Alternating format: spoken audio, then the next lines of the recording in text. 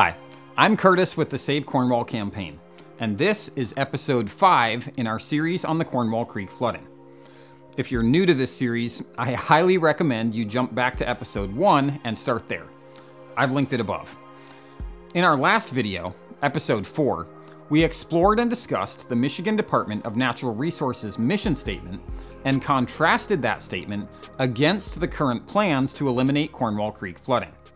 And while that contrast is stark, it could also be argued that Cornwall is one tiny anomaly in the mission statement's application. After all, Cornwall Creek flooding is just one tiny blue dot on a state map containing over 11,000 bodies of water. So, I wanted to get more specific. Could there be a mission statement that is more specifically focused and applicable to Cornwall? Could there be a document that outlines and specifies the DNR's objectives and management principles for, say, the Pigeon River Country State Forest? Well, we are in luck. This document does exist and has existed for exactly 5 decades. 50 years ago, in 1973, the Michigan Department of Natural Resources drafted and ultimately adopted a concept of management for the Pigeon River Country. This 42-page document outlines and describes objectives and management principles to be followed as it relates to the conservation and protection of the PRC and its natural resources. This concept of management was revised and updated once in 1983, and then again in 2007, it was revised to its current version. The document is divided into several different sections addressing specific natural resources within the Pigeon. So, let's dive into a few highlights. Page 14 opens with overall objectives and management principles and emphatically states, "It will be the policy of the Department of Natural Resources to manage the Pigeon River Country to protect and maintain the natural beauty of its forests and waters, and to sustain a healthy elk herd, fish, and wildlife populations." Following this statement is a list of 8 specific objectives. We won't outline all 8 here, but I do want to highlight and comment on the objectives that specifically address water in the PRC. Objective number 2 states, "The DNR shall provide needed habitat and seclusion for diverse fish and wildlife species." It should be noted here that based upon DNR Fisheries Division survey data, not to mention personal experience, out of all 28 bodies of water within the Pigeon River Country, Cornwall is home to the most diverse fish species population in all of the state forest. So, if an official PRC management objective is to provide needed habitat for diverse species of fish, preserving Cornwall Creek flooding is the fulfillment of that objective, and eliminating the flooding disregards that objective. Objective number 5 continues. "The DNR shall protect water quality, stream habitat, and manage the streams for a naturalized trout fishery and the lakes for trout and game fish."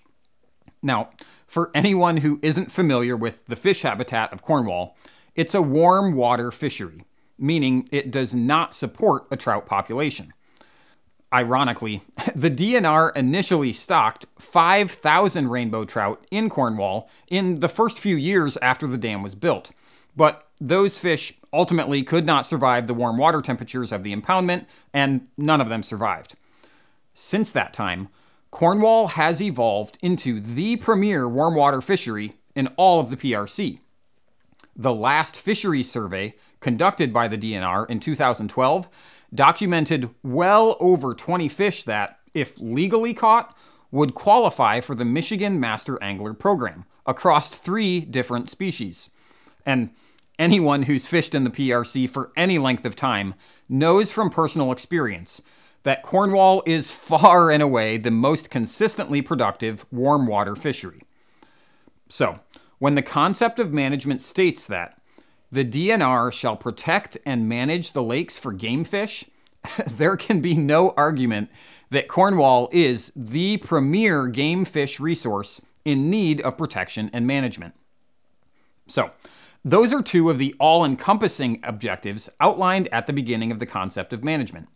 But it gets even more interesting when we look deeper at the aquatic resources section beginning on page 21, where it states, "The following principles will guide the management of aquatic resources within the Pigeon River country."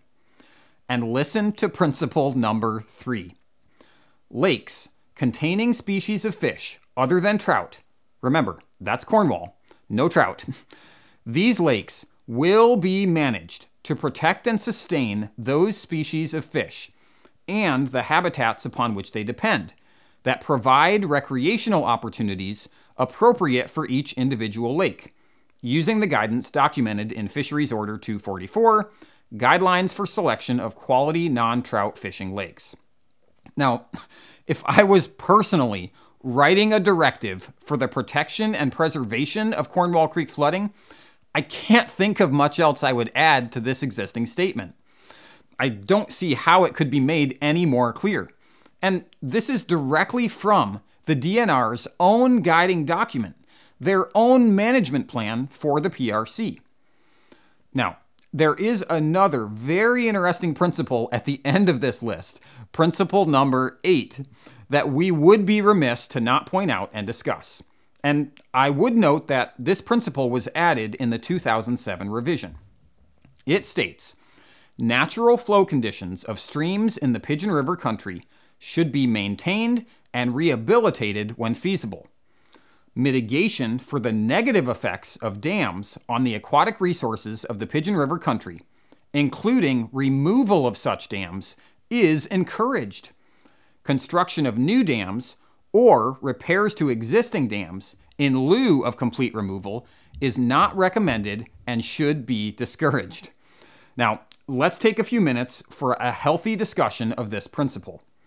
First, it should be noted that when this language was added in 2007, there were only 2 dams present in all of the PRC, the Dog Lake Dam up north and Cornwall Creek Dam. The Dog Lake Dam has since been removed, leaving Cornwall as the only dam left in all of the PRC.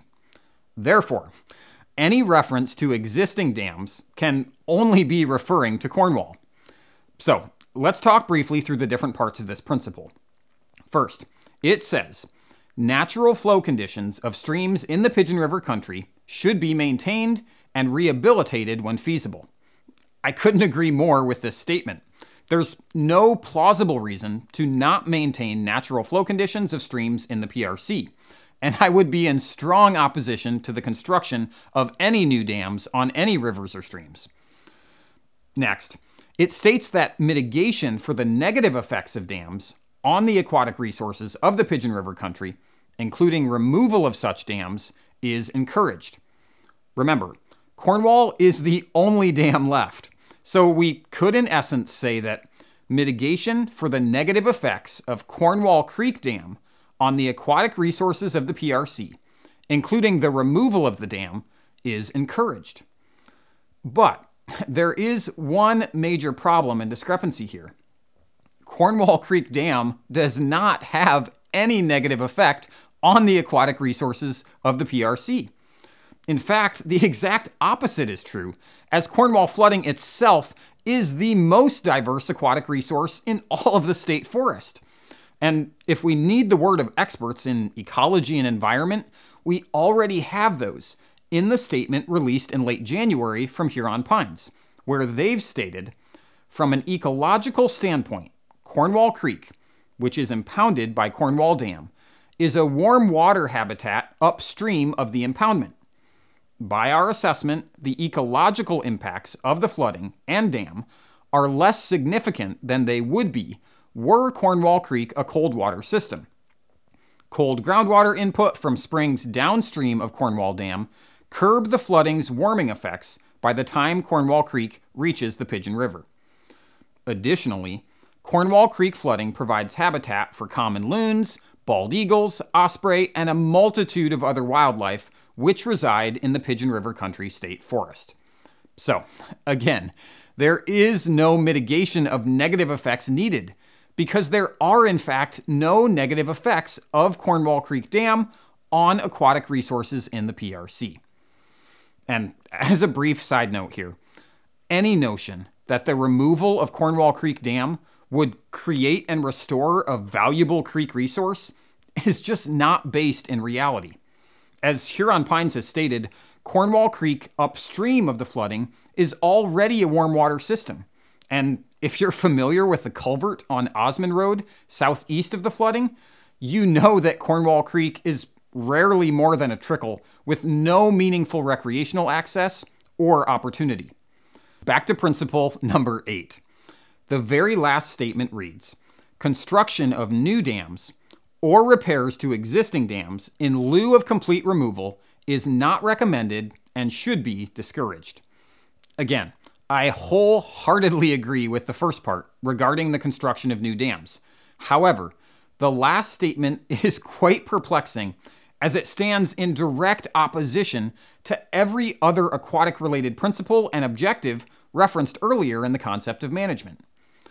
You cannot eliminate the flooding, as suggested in principle number 8, without utterly violating all of the earlier objectives and principles we've discussed in the concept of management.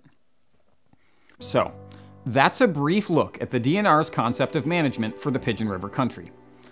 And this leads to several questions as it relates to Cornwall. Remember, the Michigan Department of Natural Resources made the decision back in 2019 to move forward with repairing the dam. They decided to follow the objectives and principles outlined in the concept of management. They decided to protect and maintain the natural beauty of its waters and to sustain a healthy fish population.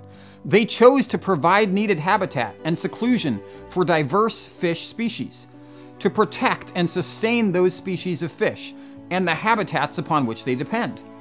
And that was obviously the right decision. And yet, funding fell short? Why would the Michigan Department of Natural Resources not readily have access to funding to meet and fulfill their obligations to the PRC as outlined in the concept of management? Why even have a concept of management if there's no funding to actually pursue the objectives and principles it outlines? And if there is any state forest whose management is underfunded, why would it be a state forest that single-handedly generates millions of dollars in revenue from timber sales, oil and gas leases and royalties, and now the new carbon credit program? The reality is that the PRC generates plenty of funding to care for itself and more. Yet, for some reason, millions of dollars are whisked away and appropriated for projects and initiatives all across our great state, while Cornwall Creek Dam has sat neglected and in need of repair for well over a decade. Something needs to change. It's time for the state to do the right thing. Allow the revenue generated by the Pigeon River Country State Forest to stay here, enabling the DNR to pursue the fulfillment of the concept of management. It's time to fund the repair and preservation of Cornwall Creek flooding and dam for today's generation and generations to come. Thanks for watching.